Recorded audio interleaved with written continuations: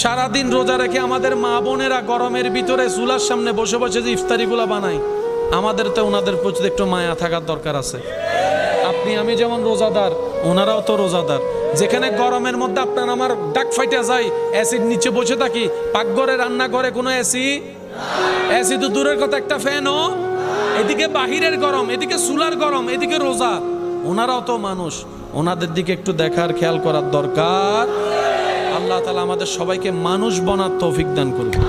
মনে রাখবেন ভাইয়েরা, আমাদের দ্বারা যদি কারো উপকার করা সম্ভব না হয়, আমাদের জীবনটা যেন কারো ক্ষতির কারণ না হয়। অন্যের মুখে হাসি ফুটাইতে যদি আপনি আমি ব্যর্থ হই, কারো চেহারায় কারো চোখে যেন আপনার আমার জীবনটা অন্যায়ভাবে চোখের পানির কারণ না হয়। মনে রাখবেন, রব্বুল আলামিন নিজের হক মাফ করতে রাজি, কিন্তু রব কখনো বান্দার হক মাফ করে না। বান্দা যতক্ষণ মাফ না করবে, রব্বুল আলামিনও কখনো তাকে মাফ করবে না। অনেক জান্নাতে যাওয়ার মতো ইবাদতে যোগ্য ব্যক্তিও হাসরের ময়দানে ধরা খেয়ে যাবে জিব্বার কারণে, হাতের কারণে। তাই তো নবী রাহমাতুল লিল আলামিন বলেছে, আল মুসলিমু মান সালিমাল মুসলিমুনা মিন লিসানিহি ওয়া ইয়াদিহি। ও আমার ইমানদার ভাইয়েরা, একটু চেষ্টা করলে কঠিনটাও সম্ভব।